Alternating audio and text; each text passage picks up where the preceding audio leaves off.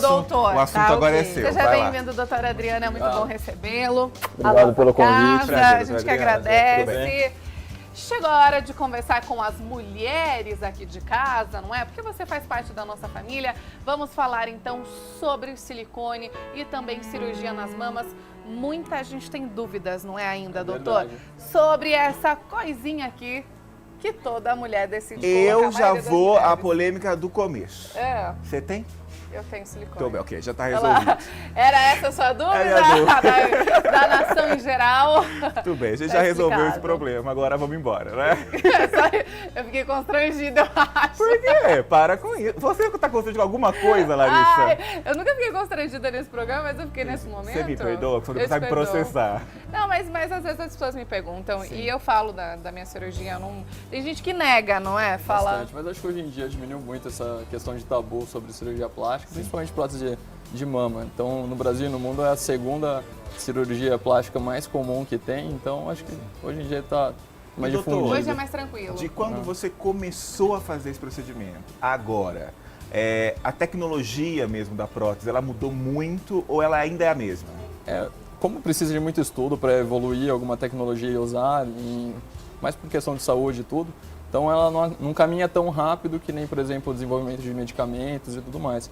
Então, o que evoluiu, né, desde que eu comecei a usar foi até que relativamente pouco.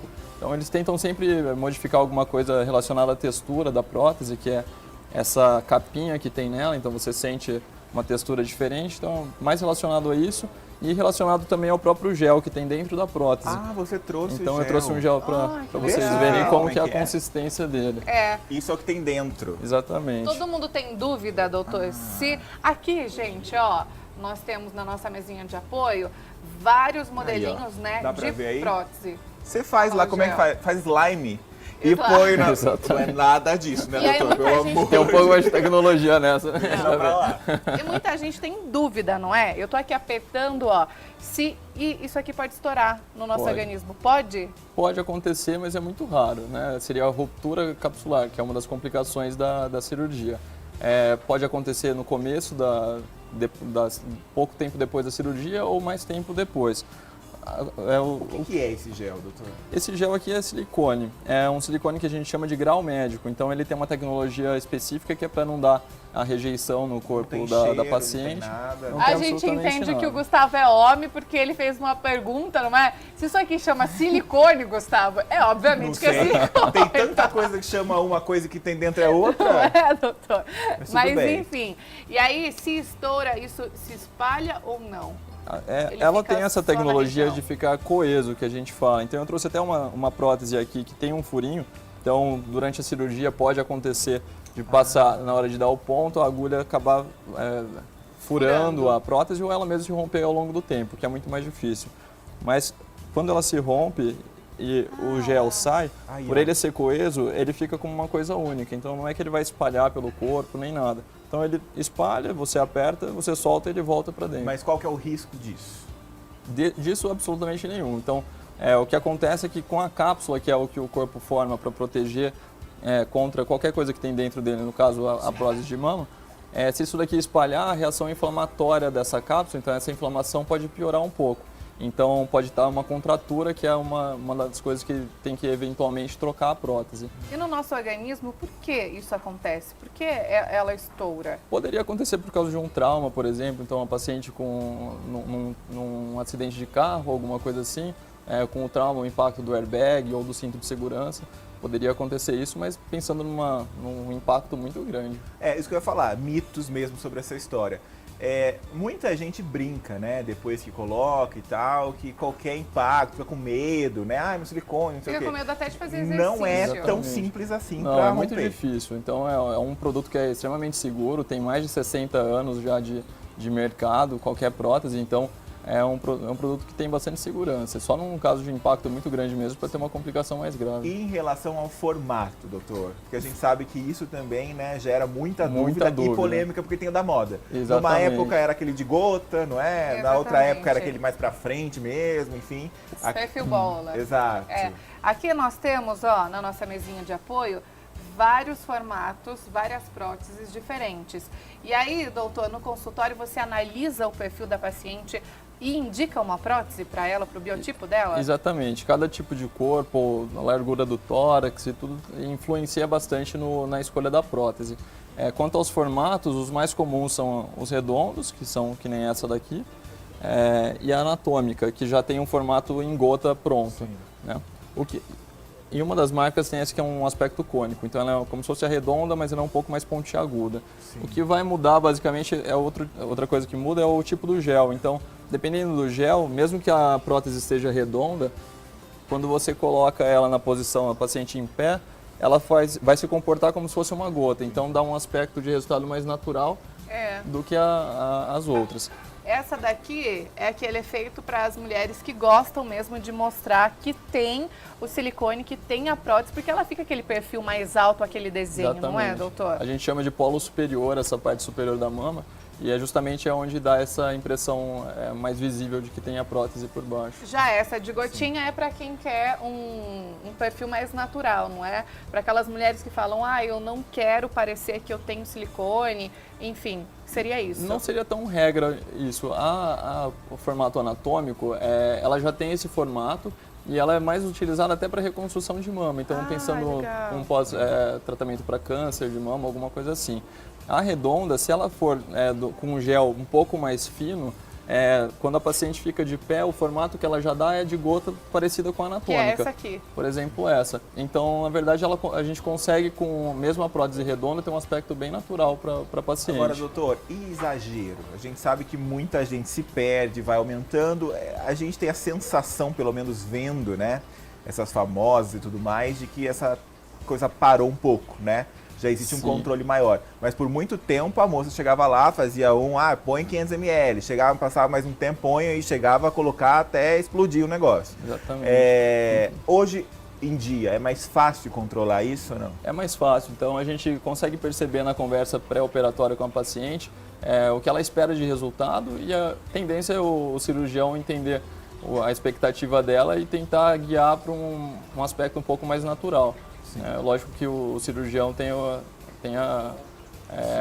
o tato para falar para a paciente que aquele tamanho exagerado não seria o melhor para ela, então tem que ter essa conversa antes. Existe uma faixa etária, uma idade adequada para fazer esse tipo de cirurgia? Não existe uma faixa etária adequada, mas o ideal é que seja já com o desenvolvimento mamário completo.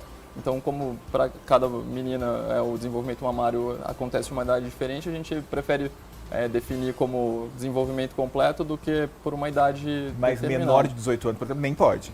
Poderia, não é totalmente contraindicado.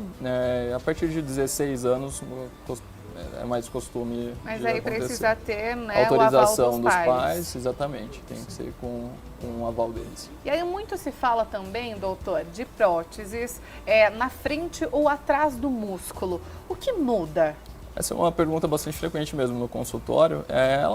A técnica cirúrgica que vai mudar um pouco. Se você tiver duas pacientes, uma com a prótese atrás do músculo e uma na frente do músculo, provavelmente nem o cirurgião plástico vai saber dizer aonde que está essa prótese. O resultado costuma ser visualmente igual. O que vai mudar é uma paciente que é muito magra e não tem praticamente nada de tecido mamário por cima. O ideal seria colocar nesse tipo de paciente por trás do músculo, porque daí tem uma camada a mais para proteger essa prótese no lugar certo. A gente tem essa outra aqui, esse outro formato que eu fiquei curiosa. O que seria essa daqui, doutor? Essa eu trouxe para deixar você curiosa mesmo. Essa prótese aqui, na verdade, é uma prótese de glúteo. Então eu trouxe ela para vocês verem que, na verdade, o material é o mesmo, o formato dela aqui é um pouquinho diferente. Mas trouxe mais por curiosidade, fica para um tópico para uma outra conversa.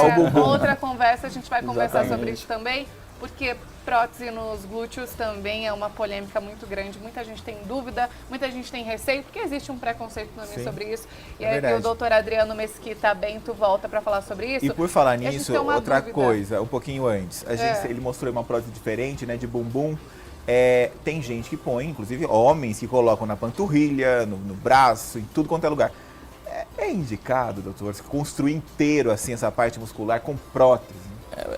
É meio polêmico esse assunto, na verdade. O que acontece é que é um caso um pouco mais raro de acontecer e o desenvolvimento das próteses vai muita tecnologia, muito estudo, e o que motiva esse tipo de estudo é a parte de reconstrução. Então, quando desenvolvem, por exemplo, uma prótese para panturrilha ou para bíceps, algum outro músculo específico do corpo, a empresa está buscando algum apoio para o cirurgião numa reconstrução. Então, o paciente, por exemplo, sofre um acidente que perde um pedaço da perna, alguma coisa assim. Então, essa prótese ela vai auxiliar nesse quesito. Agora, o uso acaba sendo desviado para a parte estética também. Eu acho que o homem tem uma capacidade de hipertrofia muscular e conseguir com a academia, uma musculação, alguma coisa, aumentar vários dos músculos, por exemplo, o peitoral ou a própria panturrilha. Não é necessário submeter a isso. Não é totalmente necessário, mas, de novo, vai do gosto do paciente e a discussão com o próprio cirurgião. A gente tem uma dúvida, então, pode colocar na tela, por ver. gentileza, a mensagem. É a Evaniza, na cidade de Limeira. Coloquei uma prótese há 2 anos e poucos meses após tive seroma e não foi retirado a prótese. Hoje tenho várias pelotinhas onde tive o vazamento do seroma. Será que posso ainda ter problemas? Tá certo. O seroma, na verdade, é a coleção de líquido que o próprio organismo forma ao redor de qualquer coisa que está nele. Então, no caso foi feita a prótese, fica uma coleção de líquido em volta, um líquido acumulado. O seroma que dura mais de 1 ano, a gente chama de seroma tardio. Então, ou que apareceu mais de 1 ano depois da cirurgia. Quando ele é até 1 ano, faz parte do processo de cicatrização do organismo, a gente considera esse líquido normal. Passando de 2 anos, o ideal é a paciente procurar o cirurgião dela para fazer uma investigação maior, ou se esse líquido está aumentando, ou às vezes pensar em tirar um pouquinho desse líquido para analisar. Agora, existe um outro preconceito aí entre as mulheres, doutor, em relação ao câncer de mama, que às vezes a prótese pode dificultar o diagnóstico ou não. Como funciona isso? Hoje em dia está bastante provado já que a presença da prótese de mama ela não aumenta de forma alguma o risco de câncer de mama. Então, o paciente que tem a prótese de mama ela pode ficar tranquila que não aumenta o risco dela ter câncer de mama, desenvolver o câncer por conta da prótese. A questão de investigação de câncer ou não vai mudar um pouquinho só a forma de fazer o exame. Então, a paciente que faria só a mamografia, talvez seja mais indicado fazer ou um ultrassom ou uma ressonância magnética para fazer essa investigação. Mas também dá para fazer um segmento bem tranquilo para a investigação do câncer. E quanto à amamentação, que é outra polêmica que as mulheres têm. Ai, eu só vou colocar silicone depois que eu tiver meu filho, porque eu quero amamentar e tudo mais. Isso também é um mito? Em partes, na verdade. Uma das técnicas de colocar a prótese é você fazendo a incisão, então o corte fica ao redor da areola. Esse corte, na verdade, ele corta um pouquinho o caminho do leite para o bico da mama. Então, nesse tipo de corte especificamente, pode diminuir um pouquinho, diminuir a chance da paciente conseguir amamentar. E a indicação para esse tipo de corte é a cicatriz que vai ficar depois, é isso? Sim, geralmente o paciente que quer colocar a prótese e ela tem uma areola um pouco maior, ela quer diminuir durante a cirurgia o tamanho da areola, ela aproveita e faz isso. Seria um caso bem específico. Mas a grande maioria faz o corte que é embaixo da mama, naquela dobrinha que tem entre o tórax e a mama. Que não dá pra ver no final das contas, não é? Fica Quem bem se preocupa escondido. tanto com cicatriz, não dá pra ver, a gente fica Só um quem risquinho. vai ver não tem problema, porque já não já tem uma importa intimidade mais. com você, É isso. não é? E o doutor falou sobre reconstrução de mama. Poucas mulheres sabem na questão de câncer, que às vezes não a mama ficou um pouco deformada. Ou precisa retirar mesmo. Ou precisa retirar toda a mama.